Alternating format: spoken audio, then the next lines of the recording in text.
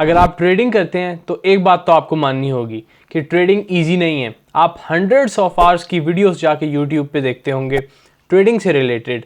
उससे हट के हो सकता है कि आप बुक्स भी पढ़ते हों, वेबसाइट्स पे जाके ट्रेडिंग से रिलेटेड सर्च करते हों, ट्रेडिंग स्ट्रैटेजीज पे स्टडी करते हों, और जब आप रियल मार्केट में जाके वो ट्रेडिंग स्ट्रैटेजीज अप्लाई करते हैं तो आपको लॉस हो जाता है और आप डर जाते हैं नेक्स्ट टाइम ट्रेड करने से, और आप सोचने पे मजबूर हो जाते हैं कि क्या ट्रेडिंग वाकई एक रिलायबल सोर्स ऑफ इनकम है या यहाँ आके आप अपने फ्यूचर के साथ खेल रहे हैं। ऐसे बहुत से क्वेश्चंस मेरे दिमाग में भी चलते थे जब मैं इनिशियली ट्रेडिंग में आया था और बहुत ज़्यादा स्टडी करता था यूट्यूब पे जाके, वेबसाइट्स के थ्रू, बुक्स रीडिंग करके।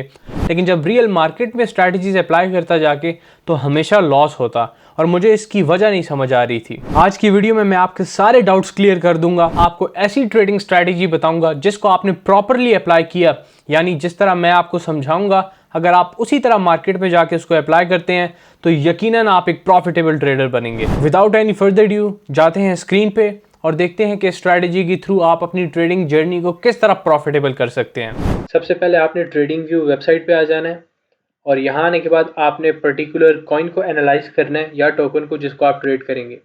अगर तो आपको कॉइन फाइंड करना नहीं आता तो मैंने इस पर प्रॉपर एक डेडिकेटेड वीडियो बनाई है, सबसे पहले आप उसे देखें और फिर उसके बाद ये वीडियो कंटिन्यू करें। उस वीडियो का लिंक मैं आपको डिस्क्रिप्शन में भी दे दूंगा। अब हम आते हैं स्ट्रैटेजी की तरफ कि आखिर स्ट्रैटेजी है क्या। इस स्ट्रैटेजी को मैं ब्रेकआउट रीटेस्ट स्ट्रैटेजी कहता हूँ। इसमें होता क्या है कि एक रेजिस्टेंस लेवल होता है जिसको प्राइस बार बार टेस्ट कर रही होती है कुछ इस तरह से, और इवेंचुअली इसको ब्रेक कर देती है। ब्रेक करने के बाद हम इसके रीटेस्ट पे एंट्री लेते हैं और इसके रीटेस्ट पे एक इम्पॉर्टेंट डिमांड जोन या सपोर्ट एरिया भी होना चाहिए जिसको मैं अभी फर्दर आगे डिस्कस करता हूँ। इसमें 3 सेटअप्स हैं जिनको आपने ट्रेड करना है। सबसे पहला फॉलिंग वेज है, ये अप ट्रेंड में भी हो सकता है, डाउन ट्रेंड में भी हो सकता है, और इसको किस तरह ट्रेड करना है वो मैं आपको बताता हूँ। उसके अलावा हमारे पास एक बुल फ्लैग होगा, इस स्ट्रैटेजी को उस पर भी अप्लाई कर सकते हैं आप। और लास्टली एक ट्रेंड लाइन होगी हमारे पास कुछ इस तरह से, जो कि ट्रेंड का बता रही होगी कि ट्रेंड डाउनवर्ड मोमेंटम में है, और सिंपली जब ये ट्रेंड लाइन ब्रेक हो जाएगी तो इसकी ब्रेक आउट होने के बाद रीटेस्ट पे इसकी एंट्री लेंगे हम। अब कुछ क्राइटेरिया हैं इस सेटअप के, वो मैं आपको जल्दी से एक्सप्लेन कर देता हूँ। सबसे इम्पॉर्टेंट तो ये है कि जो पैटर्न्स हैं बिल्कुल क्लियर फॉर्म होने चाहिए, आपने फोर्स करके इनको फॉर्म नहीं करवाना। दूसरा ये कि जो प्राइस है वो इनके अंदर ट्रेड कर रही हो, और इनके अंदर ट्रेड कुछ इस तरह से कर रही होती है प्राइस, और उसके बाद जब इसको ब्रेक कर देती है, ब्रेक करने के बाद हमने रीटेस्ट पे इसकी एंट्री लेनी है। और रीटेस्ट पे इस तरह एंट्री लेनी है कि रीटेस्ट वाली जगह पे एक इम्पॉर्टेंट डिमांड जोन, जिसको आप सपोर्ट एरिया भी कह सकते हैं, वो मौजूद होना चाहिए। चाहे मैं फॉलिंग वेज के केस में बात करूं या बुल फ्लैग के केस में, या अभी जिस तरह मैंने बात की है ट्रेंड लाइन ब्रेकआउट रीटेस्ट के केस में। आपको पैटर्न्स की समझ आ गई है। अब आपको मैं चार्ट्स पे जाके बताता हूँ कि किस तरह प्ले आउट होती हैं। मैं टाइप करता हूँ हाई और हमारे सामने हाई कॉइन आ गया, IUSDT पेयर में, और इसमें जो मैंने खुद ट्रेड किया था सेटअप वो भी मैं आपको बता देता हूँ। यहाँ पे फॉलिंग वेज फॉर्म हुई थी इस पर्टिकुलर जगह में, यहाँ पे, और मैं आपके सामने ड्रॉ करके दिखा देता हूँ आपको। यहाँ पे फॉलिंग वेज फॉर्म हुई थी कुछ इस तरह से, और फॉलिंग वेज फॉर्म होने के बाद यहाँ पे आप देख सकते हैं कि एक इम्पॉर्टेंट सपोर्ट एरिया भी मौजूद था। ये सामने से मैं आपको इसको प्रॉपरली एक्सप्लेन करता हूँ।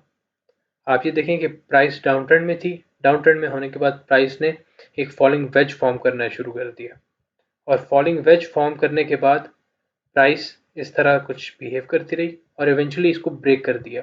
अब ब्रेक करने के बाद जहाँ पे रीटेस्ट बनता है, यानी जो हमारा बाइंग एरिया है, वहाँ पे आप देखें तो एक इम्पॉर्टेंट सपोर्ट एरिया भी है। ये सारा एक इम्पॉर्टेंट सपोर्ट एरिया जहाँ से प्राइस काफ़ी मरतबा बाउंस हुई है। इस पैटर्न को ट्रेड करना बहुत आसान है। सबसे पहले आपने फॉलिंग वेज को ढूंढना है, और फॉलिंग वेज ढूंढने के बाद आपने देखना है कि कब प्राइस ब्रेकआउट कर रही है। जब प्राइस ब्रेकआउट कर दे, ब्रेकआउट करने के बाद आपकी जो रीटेस्ट वाली जगह है वहाँ पे एक इम्पॉर्टेंट सपोर्ट एरिया भी मौजूद हो, जिस तरह यहाँ पे मौजूद था, तो आपने वहाँ पे एंट्री ले लेनी है। और हमेशा आपने अपना रिस्क रिवॉर्ड इस तरह रखना है कि अगर आपको $1 का लॉस हो रहा हो तो आपको $2 का प्रॉफिट हो। इससे होगा क्या कि अगर आप 10 ट्रेड्स लेते हैं जिसमें से 7 प्रॉफिटेबल होती हैं और 3 में आपको लॉस होता है, तो ओवरऑल आप अच्छे प्रॉफिट में रहेंगे। इस स्ट्रेटजी की आपको समझ आ गई है। फर्दर आगे मूव ऑन करने से पहले मैं आपको एक गोल्डन फार्मूला बता दूं जो कि मैं पर्सनली यूज़ करता हूं, जिसको मैं कहता हूं CEST. C for conditions, E for entry, S for stop loss, T for targets. यानी जो कंडीशंस हैं, आखिर किन कंडीशंस की बेसिस पे आप ट्रेड ले रहे हैं, यानी आपका जो सेटअप है वो है क्या। अब इस पर्टिकुलर केस में मैं बात करूं तो यहाँ पे हमने फॉलिंग वेज को ढूंढा, और फॉलिंग वेज को ढूंढने के बाद हमने ब्रेकआउट के रीटेस्ट पे एंट्री ली है, और एंट्री रीटेस्ट पे भी ऐसी कि वहां पे एक इंपॉर्टेंट डिमांड जोन मौजूद हो। तो ये हमारी कंडीशंस हैं जो कि मेट हुई हैं कि फॉलिंग वेज फॉर्म हुआ है, जिसका ब्रेकआउट हो गया और वो रीटेस्ट के लिए आ रहा था। अब ई का क्या मतलब है? ई का मतलब है एंट्री। आपका एक सेटअप फॉर्म हो चुका है, ब्रेकआउट हो चुका है, अब आप रीटेस्ट पे एंट्री लेंगे। लेकिन अब एंट्री लेनी कहाँ पे है? ऐसा ना हो कि आप रीटेस्ट प्रॉपर होने से पहले ही एंट्री ले लें और वहां पे आपको कम प्रॉफिट हो। तो आपने ये चीज़ डिसाइड करनी है, और उसके बाद स्टॉप लॉस और टारगेट्स जो आपके प्रॉफिट के होंगे उनको आपने डिसाइड करना है। इन सब चीज़ों को आपने ट्रेड लेने से पहले डिसाइड करना है। अगर वो ट्रेड प्रॉफिट में जा रही हुई तो आप ग्रीडी हो जाएंगे और आप कहेंगे थोड़ा सा और प्रॉफिट मिल जाए, थोड़ा सा और मिल जाए, और इवेंचुअली वो डंप कर जाएगा। तो ये चीज़ें आपने सारी ट्रेड से पहले देखनी है। अब हम नेक्स्ट एग्जांपल्स की तरफ मूव ऑन करते हैं। मैं आपको इथेरियम की एग्जांपल दिखाता हूँ यूएसडीटी पेयर में। मैं जो भी एग्जांपल्स आपको दिखा रहा हूँ वो मैंने खुद ट्रेड किए हैं, इसलिए मैं आपके साथ शेयर कर रहा हूँ। ये डेली टाइम फ्रेम में प्ले आउट हुई थी। यहाँ पे आप देखें तो बहुत ही ज़्यादा एक इम्पॉर्टेंट ट्रेंड लाइन थी इस पर्टिकुलर जगह में ये, और साथ ही साथ बहुत ही ज़्यादा एक इम्पॉर्टेंट डिमांड जोन भी था ये। अब यहाँ पे ट्रेंड शुरू हुआ डाउन ट्रेंड इस पर्टिकुलर जगह से। यहाँ पे मुसलसल इसने एज अ रेजिस्टेंस काम किया, यहाँ पे भी इसने एज अ रेजिस्टेंस काम किया, और जब इवेंचुअली इसको यहाँ पे ब्रेकआउट कर दिया और रीटेस्ट आप देख सकते हैं कि काफ़ी अरसे बाद प्राइस करने आई।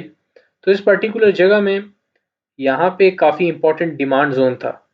यहाँ पे आप देख सकते हैं प्राइस कितनी मरतबा यहाँ से बाउंस हुई है, और यहाँ पे एक परफेक्ट एंट्री बनती थी जो कि इजीली आपको रिस्क मैनेज करते हुए 3 to 4% दे सकती थी। मैं आपको एक और एग्जांपल भी दिखा देता हूँ ताकि आपको फर्दर क्लैरिफिकेशन हो जाए। फ्लक्स यूएसडीटी पेयर में हम इसको देखेंगे, और यहाँ पे 4 आवर टाइम फ्रेम में ये प्ले आउट हुई थी स्ट्रैटेजी, और यहाँ पे फॉलिंग वेज फॉर्म हुआ, ये आप देख सकते हैं इस जगह से, ये सामने। और फॉलिंग वेज फॉर्म होने के बाद प्राइस ने जो ब्रेकआउट किया है और रीटेस्ट पे आई है, मैं आपको सारा एक्सप्लेन करता हूँ। ये आप देख सकते हैं कि ये ट्रेंड लाइन यहाँ से एज अ रेजिस्टेंस जिसने काम करना शुरू किया, यहाँ पे भी, और यहाँ पे इवेंचुअली कुछ रेजिस्टेंस की तरह बिहेव करने के बाद इसने ब्रेकआउट कर दिया। अब जब ब्रेकआउट किया तो यहाँ पे एक इम्पॉर्टेंट डिमांड जोन भी था, ये आप देख सकते हैं ये सामने, और प्राइस ने यहाँ पे इसको रीटेस्ट किया। जो ट्रेंड लाइन थी उसको इम्पॉर्टेंट डिमांड जोन था, और उसके बाद प्राइस ने लगभग 4 to 5% का प्रॉफिट दिया। इस स्ट्रैटेजी को आपने देख लिया कि ये कितनी इंपॉर्टेंट और इफेक्टिव स्ट्रैटेजी है। इसको आप खुद बैक टेस्ट करें ताकि आपका कॉन्फिडेंस बिल्डअप हो जाए, वरना ये स्ट्रैटेजी बैक टेस्टेड है और आपको 10 में से 7 to 8 ट्रेड्स ये लाजमी प्रॉफिटेबल बना के देगी। अब बात करते हैं लाइव ट्रेड्स की। मैं फिडा यूएसडीटी में आपको लाइव ट्रेड बता देता हूँ। यहाँ पे आप देखें तो ट्रेंड लाइन ब्रेकआउट हुई है ये इस पर्टिकुलर जगह से, बिल्कुल अभी जो कि फिडा अपनी बाइंग रेंज में है। और जो इसका सपोर्ट एरिया है वो आप देख सकते हैं, यहाँ से मैं ड्रॉ करना शुरू करता हूँ, ये सामने से, ये इसको थोड़ा सा एक्सपेंड कर देता हूँ ताकि आप आराम से इसको समझ सकें। यहाँ पे आप देखें तो इस ट्रेंड लाइन ने एज अ रेजिस्टेंस काम करना शुरू किया, यहाँ पे भी इस पर्टिकुलर जगह से। उसके बाद अब यहाँ पे भी इसने रेजिस्टेंस की तरह काम किया और इवेंचुअली इसको अब ब्रेक कर दिया। ब्रेक करने के बाद ये इसकी रीटेस्ट की जगह है। अब जो रीटेस्ट का जोन है वहाँ पे अगर आप देखें तो इम्पॉर्टेंट डिमांड जोन भी है, यानी प्राइस यहाँ से काफ़ी मरतबा बाउंस हुई है। अब यहाँ देखें एक मरतबा जो सपोर्ट ब्रेक हो जाए वो एज ए रेजिस्टेंस काम करता है। यहाँ पे देखें फिर इसने एज ए रेजिस्टेंस काम किया है, यानी ये काफ़ी इंपॉर्टेंट अब डिमांड जोन बन चुका है जो कि ब्रेकआउट हो चुका है जिसका, और अब ये एज अ सपोर्ट काम करेगा और प्राइस यहाँ से ईजिली आपको 3 to 4% दे सकती है। एक और लाइव एग्जांपल आपके साथ शेयर कर देता हूँ ताकि आपके जो और डाउट्स हैं वो भी क्लियर हो जाएं। Fetch.ai, इसमें 4 आवर टाइम फ्रेम पे अगर मैं आपको एनालाइज करके दूं तो यहाँ पे आप देख सकते हैं यहाँ पे भी फॉलिंग वेज फॉर्मेशन हो रही है इस पर्टिकुलर ट्रेड में। और फॉलिंग वेज के साथ साथ यहाँ पे एक इम्पॉर्टेंट डिमांड जोन भी है ब्रेकआउट रीटेस्ट की जगह पे, इस पर्टिकुलर जगह में। आप यहाँ पे देखें तो ट्रेंड लाइन ने एज अ रेजिस्टेंस काम करना शुरू किया, यहाँ पे भी एज अ रेजिस्टेंस काम किया, फिर दोबारा यहाँ पे रेजिस्टेंस की तरह काम किया और इवेंचुअली यहाँ से इसको ब्रेकआउट मिल गया। अब ब्रेकआउट करने के बाद जो रीटेस्ट जोन बनता है वो ये है, और अगर आप देखें तो ये एक इम्पॉर्टेंट डिमांड जोन भी है जो कि पहले एज अ सपोर्ट काम कर रहा था, फिर ब्रेकडाउन होने के बाद एज अ रेजिस्टेंस काम किया जिसने, और अब यहाँ पे एज अ सपोर्ट काम करेगा। अगर मैं टारगेट्स की बात करूँ तो ये ट्रेड आपको ईजिली 4 to 5% प्रॉफिट दे सकती है।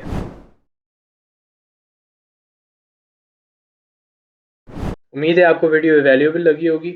अब आप जाएं, इस स्ट्रैटेजी को मार्केट में अप्लाई करें और प्रॉफिट कमाएं, क्योंकि मेरा तो यही मानना है कि knowledge is not power until executed।